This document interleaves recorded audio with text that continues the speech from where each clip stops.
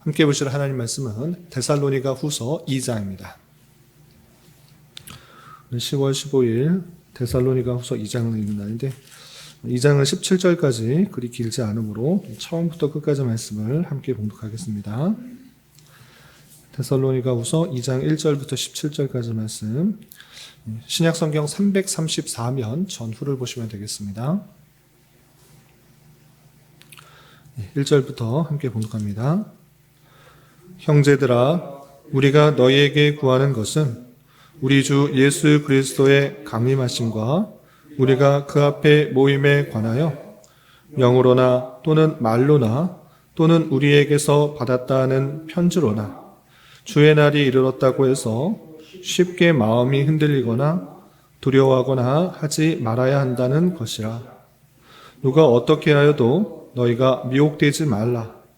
먼저 배교하는 일이 있고 저 불법의 사람 곧 멸망의 아들이 나타나기 전에는 그날이 이르지 아니하리니 그는 대적하는 자라. 신이라고 불리는 모든 것과 숭배함을 받는 것에 대항하여 그 위에 자기를 높이고 하나님의 성전에 앉아 자기를 하나님이라고 내세우느니라. 내가 너희와 함께 있을 때에 이 일을 너희에게 말한 것을 기억하지 못하느냐. 너희는 지금 그로 하여금 그의 때에 나타나게 하려 하여 막는 것이 있는 것을 아나니 불법의 비밀이 이미 활동하였으나 지금은 그것을 막는 자가 있어 그 중에서 옮겨질 때까지 하리라. 그때에 불법한 자가 나타나리니 주 예수께서 그 입의 기운으로 그를 죽이시고 강림하여 나타나심으로 패하시리라. 악한 자의 나타남은 사탄의 활동을 따라 모든 능력과 표적과 거짓 기적과 불의의 모든 속임으로 멸망하는 자들에게 있으리니 이는 그들이 진리의 사랑을 받지 아니하여 구원함을 받지 못함이라. 이러므로 하나님이 미혹의 역사를 그들에게 보내사 거짓 것을 믿게 하심은 진리를 믿지 않고 불의를 좋아하는 모든 자들로 하여금 심판을 받게 하려 하심이라. 주께서 사랑하시는 형제들아, 우리가 항상 너희에 관하여 마땅히 하나님께 감사할 것은 하나님이 처음부터 너희를 택하사 성령의 거룩하게 하심과 진리를 믿음으로 구원을 받게 하심이니 이를 위하여 우리의 복음으로 너희를 부르사 우리 주 예수 그리스도의 영광을 얻게 하려 하심이니라. 그러므로 형제들아, 굳건하게 서서 말로나 우리의 편지로 가르침을 받은 전통을 지키라. 우리 주 예수 그리스도와 우리를 사랑하시고 영원한 위로와 좋은 소망을 은혜로 주신 하나님 우리 아버지께서 너희 마음을 위로하시고 모든 선한 일과 말에 굳건하게 하시기를 원하노라. 아멘. 감사합니다. 오늘 함께 살펴볼 하나님 말씀은 데살로니가 후서 2장입니다. 우리가 어제 살펴보았던 데살로니가 후서 1장에서는 데살로니가 교회 성도들이 많은 핍박과 환난 가운데 있을 때 그것을 잘 감당한 것으로 인하여 감사할 뿐만 아니라 그것이 여러 교회에 자랑이 되었다라는 말로 그를 위로하고 격려하는 것을 볼 수 있었습니다. 그뿐만 아니라 마지막에는 하나님 앞에 기도하면서 그들의 환난과 핍박을 잘 참는 것으로 인하여 예수 그리스도께 참된 영광이 되기를 바라는 기도의 말씀을 살펴볼 수 있었습니다. 그리고 이어지는 2장에서는 데살로니가 교회 성도들이 극단적 종말론에 빠져서 주님께서 다시 온다라는 그런 일로 인하여서 두려워하고 떠는 그런 모습 가운데 있을 때에 바른 종말적 신앙에 대해서 알려줌으로 그들이 두려워할 것이 아니라 평소의 삶에 있어서 하나님께 감사하고 또 선한 일과 또 행동을 하며 말하는 것을 잘 행해야 된다라는 교훈을 전하는 내용들이 나옵니다. 그러면 내용을 좀 더 자세히 살펴보면서 교훈받을 수 있는 것들이 무엇인지 생각해 보도록 하겠습니다. 우선 2장 1절에서 보시면 형제들아, 우리가 너희에게 구하는 것은 우리 주 예수 그리스도의 강림하심과 우리가 그 앞에 모임에 관하여 영으로나 또는 말로나 또는 우리에게서 받았다는 편지로나 주의 날이 이르렀다고 해서 쉽게 마음이 흔들리거나 두려워하거나 하지 말아야 한다는 것이라 라고 표현하고 있습니다. 첫 번째 편지에서 주님께서 재림하실 때가 도둑같이 온다, 이렇게 데살로니가 전서에 알려주었던 것입니다. 맨 처음 복음을 전할 때도 알려주었고, 또 첫 번째 편지를 통해서도 주님의 날이 도둑같이 온다라는 그런 표현으로 종말적 신앙을 가진 삶을 살아야 된다, 이렇게 분명히 알려주었습니다. 그런데 이 말을 곡해하고 또 잘못된 가르침으로 강조하는 사람들이 생겼던 것입니다. 그래서 극단적 종말론, 이른바 우리나라에서 나타난 시한부적인 종말론을 외치던 사람들이 있었던 것입니다. 그래서 주님께서 이제 곧 오신다, 금세 오시기 때문에 우리가 그것들을 더욱더 대비해야 된다라고 하면서 또 특별한 삶을 강조하면서 두려움에 떨게 했던 것입니다. 이런 모습이 나타났을진데 그거에 대해서 어떻게 된가? 3절에 이렇게 표현하고 있습니다. 3절 보시면 누가 어떻게 해도 너희가 미혹되지 말라. 이런 다양한 말, 주님께서 급히 오시니까 우리가 그것을 대비해야 된다. 주님 오실 때를 대비한다고 하면서 특별하게 마음, 긴장을 또 조성하면서 특별하게 어떤 행동과 모습들을 강조하는, 그 모임들을 강조하는 것들이 있는데, 이렇게 하는 것, 미혹되지 말라, 이렇게 표현하고 놓으십니다. 그러면 그 주님께서 재림하실 때가 언제인가? 사도 바울은 그런 미혹에 속지 말고 다음과 같이 말했던 것을 다시 한번 기억하라라고 하면서 예전에 했던 말을 다시 반복합니다. 그렇게 주님께서 정말 재림하실 때 특별한 징조들이 나타나고 있는데 그것을 두 가지로 이렇게 밝힙니다. 먼저 첫 번째 보시면 3절 중반절 보시면 먼저 배교하는 일이 있고, 첫 번째는 배교하는 일이 있다라는 것입니다. 예수님을 잘 믿다가 또 그것에 대해서 배교하는 사람들이 많이 나타난다라는 것이 첫 번째 특징입니다. 그리고 두 번째 특징은 무엇인가? 저 불법의 사람 곧 멸망의 아들이 나타나기 전에는 그날이 이르지 아니하리라 라고 표현했습니다. 두 번째 징조는 불법의 사람 곧 멸망의 아들이 나타나서 그 모습들을 행한다. 그때가 나타나야지 주님께서 오시는 것이다 라고 두 가지 특징들을 알려주고 있는 것입니다. 그래서 주님께서 도둑같이 오신다라고 할 때 그것을 늘 준비하는 자세로 가져야 되고, 여러 가지 징조들을 우리가 늘 확인하면서 해야 되는데, 지금은 아니다라는 것들을 강조하면서 너희가 두려워하거나 걱정할 필요가 없다라고 표현하고 있는 것입니다. 그래서 첫 번째, 배교하는 일이 있고 멸망의 아들이 나타나서 그 일들을 행하게 될 때 이 주님께서 재림하신 것이니까 걱정하지 말라라고 표현하고 있습니다. 그럼 불법의 사람, 곧 멸망의 아들이 도대체 누구인데 어떤 일을 하기 때문에 그것이 아직 안 이뤘다 하는가? 그것도 친절하게 설명하고 있습니다. 4절에 보시면 그 멸망의 아들에 대한 설명을 이렇게 표현하고 있습니다. 4절, 그는 대적하는 자라 신이라고 불리는 모든 것과 숭배함을 받는 것에 대항하여 그 위에 자기를 높이고 하나님의 성전에 앉아 자기를 하나님이라고 내세우느니라 라고 표현하고 있습니다. 그래서 배교하는 일도 있고 또 멸망의 아들이 나타나는데 그 멸망의 아들은 자기가 신이라고 불린다. 하나님을 섬기는 것보다 자기가 더 높아져서 그 하나님의 그 영광을 채우려고 하는 그런 사람이다. 그런 사람이 나타날 때 주님께서 다시 오신다라고 알려준 것입니다. 이것이 다른 성경에서는 적그리스도다라고 표현하고 있는데, 이 적그리스도가 온 다음에 주님께서 오시기 때문에 너희가 그런 표징들, 그런 징조들을 다 분별하지 않고 그냥 누가 잘못 말하는 극단적 종말론 말하는 그런 사람들 때문에 두려워하지 말라는 것입니다. 주님께서 알려주신 그 모든 징조를 잘 살펴보면서 그것에 마땅한 삶을 살아야 될 것이고 또 주님 오실 때를 잘 분별해야 된다라고 교훈하고 있는 것입니다. 그러면서 5절에 내가 이것 이미 말했는데 그것도 벌써 잊어버렸냐? 잘 기억하라고 이렇게 꾸중하면서 권면하고 있습니다. 5절 보시면 내가 너희와 함께 있을 때에 이 일을 너희에게 말한 것을 기억하지 못하느냐라고 하면서 이것은 이미 말했는데 또 다른 사람들이 이런 말 저런 말 하면서 또 주님께서 다시 온다. 이때가 금방 온다. 이것을 성령을 받았다. 또 우리에게 편지를 받아서 하는 말이다.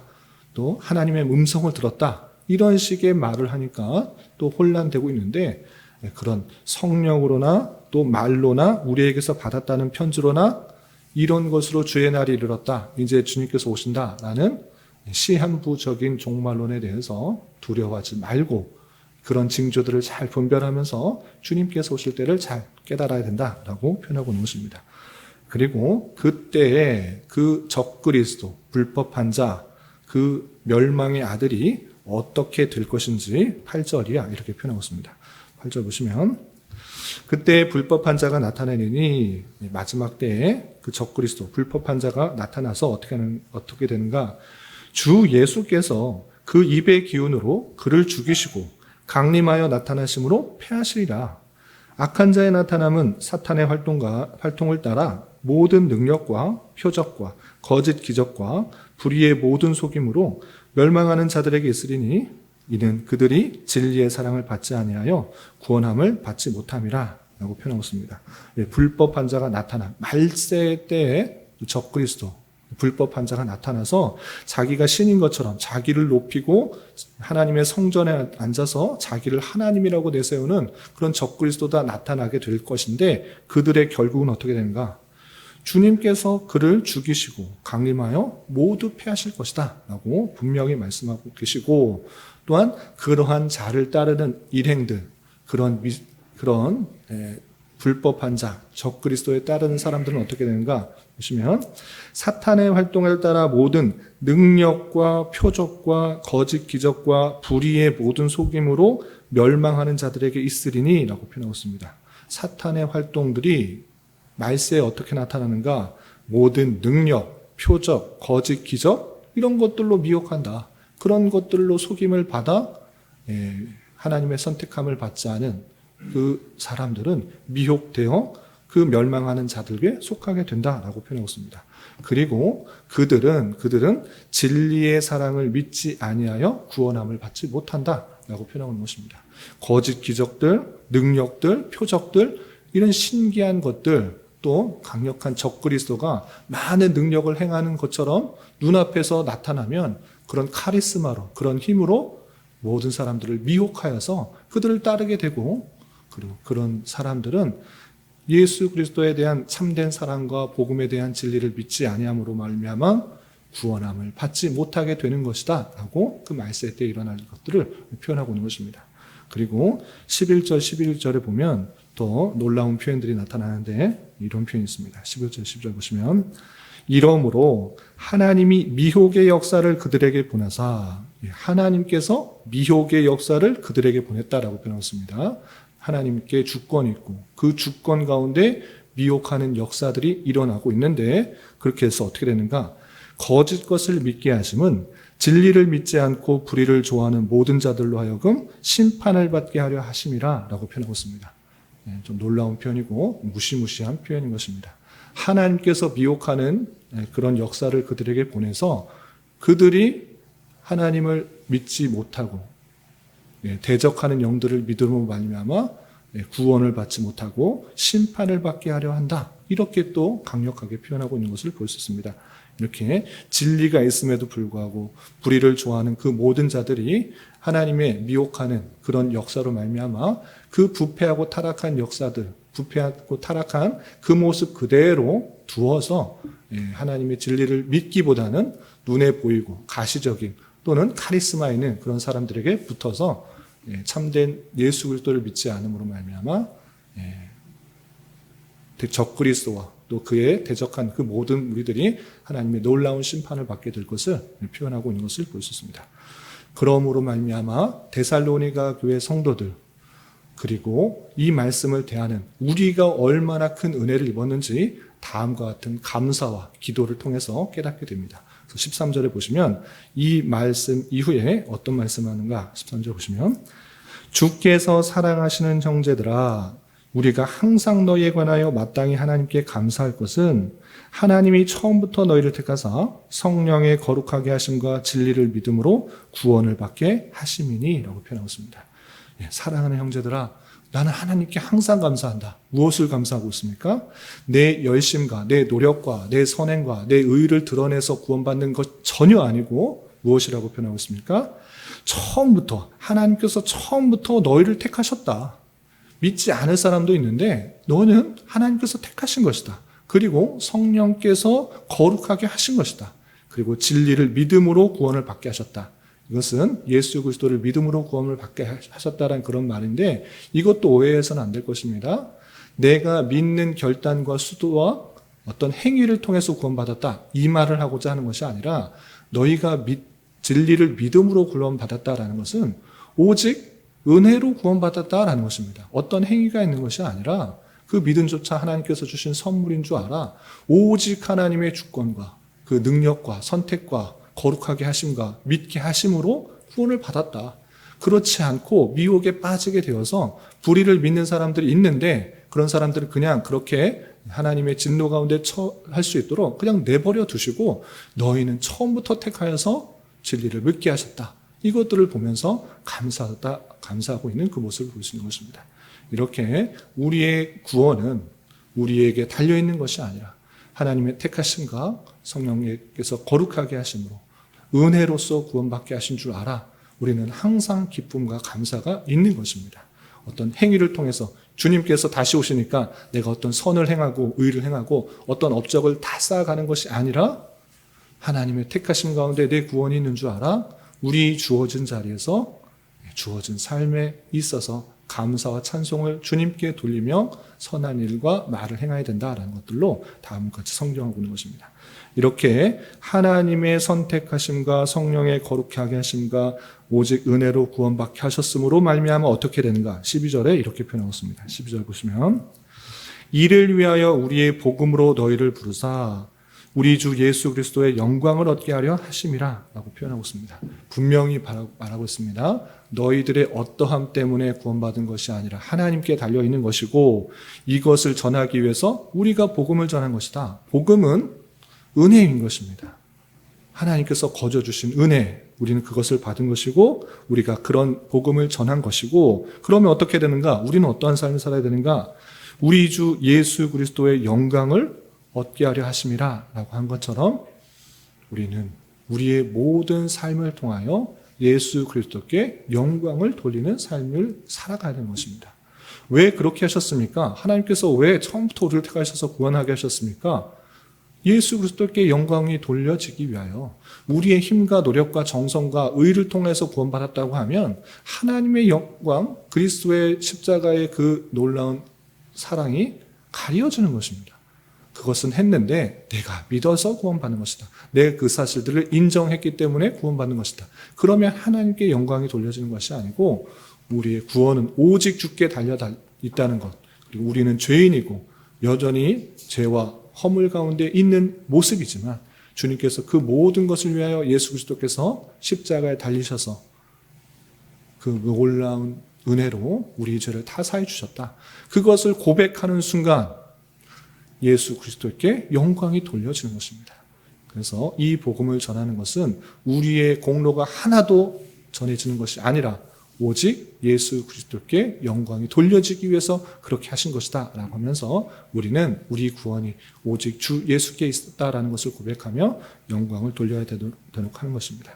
그러면서 15절에 그러므로 형제들아 굳건하게 서서 말로나 우리의 편지로 가르침을 받은 전통을 지키라 라고 하면서 이단 사설, 헛된 가르침, 극단적 종말론, 시한부 종말론 이런 거 듣지 말고 내가 전하였던 그거 편지로 전해줬던 거 그거 자세히 읽고 그 가운데 올바로 설 수 있도록 하는 것입니다. 그리고 16절 17절에는 기도하는 내용이 있는데 다음과 같이 기도하는 모습을 보였습니다. 16절 17절 보시면 우리 주 예수 그리스도와 우리를 사랑하시고 영원한 위로와 좋은 소망을 은혜로 주신 하나님 우리 아버지께서 너희 마음을 위로하시고 모든 선한 일과 말에 굳건하게 하시기를 원하노라 라고 하면서 하나님께서는 우리를 사랑하시고 위로를 주시고 소망을 주시고 또 은혜를 우리에게 주시는 그런 분이신데 그 놀라운 하나님께서 우리를 위로하여 주시고 지금 환난과 핍박 가운데 있는 그 모습들 위로하여 주시고 또 다양한 이단들 가운데 또 종말론적 이단들 가운데 있는 사람들을 위로하여 주시고 또 어떻게 되는가? 모든 선한 일과 말에 굳건하게 하시기를 원한다, 기도한다 라고 표현하고 있는 것입니다. 이런 것을 통하여서 은혜로 구원받은 자답게 그리스도께 영광을 돌리는 삶의 모습이 무엇인지 깨닫게 되는 것입니다. 그것은 주님께서 재림하시는 그 종말이 얼마 남지 않았다고 해서 특별한 일을 하는 것이 아니라 그냥 우리에게 주어진 일, 그 선한 일, 그리고 우리가 하는 말, 그것이 그리스도께 은혜를 받은 자답게 주어진 삶을 잘 살면 되는 것입니다. 주님께서 오실 날이 얼마 남지 않았다고 해서 특별하게 새벽기도 하고 또 부흥회하고 어떤 모임을 갖고 또 선한 일들을 하는 그런 모습이 아니라 우리 주어진 삶에 있어서 선한 일들을 행함으로 하나님께서 주신 은혜들을 이웃 사람들에게 전하고 우리의 하는 말을 통하여서 그 말이 정말 사랑의 말이요, 인자의 말이요, 자비의 말이요, 또 격려와 위로의 말이 되어서 많은 사람들에게 위로가 될 수 있는 그런 말을 하는 사람이 되기를 기도하고 있는 것을 볼 수 있습니다. 이렇게 종말의 때를 사는 사람으로서 은혜로 구원받은 자는 어떠한 삶을 살아야 되는지 교훈받게 되는데 특별한 어떤 행위를 하는 것이 아니라 주어진 자리에서 선한 일 그리고 선한 말을 하기 힘쓴 자가 되어야 된다라는 것들을 생각해 보게 됩니다. 이런 말씀의 교훈에 따라 오늘 하루 남은 한평생 힘있게 살아갈 수 있는 저와 여러분이 되시기를 주님의 이름으로 부탁을 드립니다. 기도하겠습니다. 하나님 아버지 감사합니다. 오늘 말씀을 통하여 사도 바울이 데살로니가 교회 성도들에게 종말론적 이단을 경계하는 권면과 하나님께 감사하며 기원하는 말씀을 대하였습니다. 이런 말씀을 대하는 자로서 바른 신앙에 굳게 서서 다양한 미혹과 이단 사설에 빠지지 않도록 인도하여 주시고 오직 주님의 택하심과 은혜로 구원받은 자답게 주 예수 그리스도의 영광을 높이기에 더욱 힘쓰며 모든 선한 일에 말에 굳건히 서는 자 되게 하여 주시옵소서. 주님, 10월은 감사라는 죄로 한 달을 보내고 있습니다. 주의 선하심과 인자심의 영원함을 믿고 한 해를 되돌아보며 우리에게 행하신 모든 일로 인하여 참된 기쁨과 감사가 풍성한 시간들 되게 하여 주시옵소서. 주님, 나라를 위해서 기도합니다. 남과 북의 대치 속에 북의 위협으로 정치적, 경제적, 문화적 많은 혼란과 갈등과 나눔이 있습니다.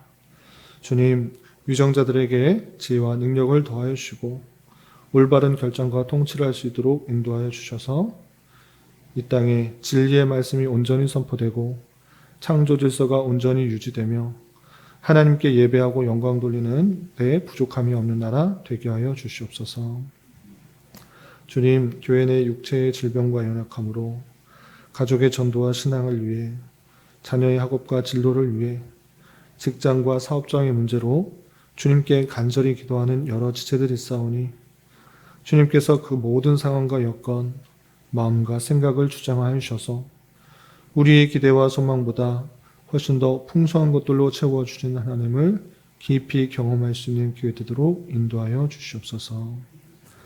오늘 있게 되는 서울동로의 정기노회에도 주님 은혜 주셔서 여러 회무들이 잘 처리될 수 있도록 인도하여 주실 줄 믿으며 이 시간 각자 간절하게 간구하는 기도 제목 주님께서 들으시고 가장 선한 것들로 응답하여 주시옵소서. 예수님의 이름으로 기도 올리옵나이다. 아멘.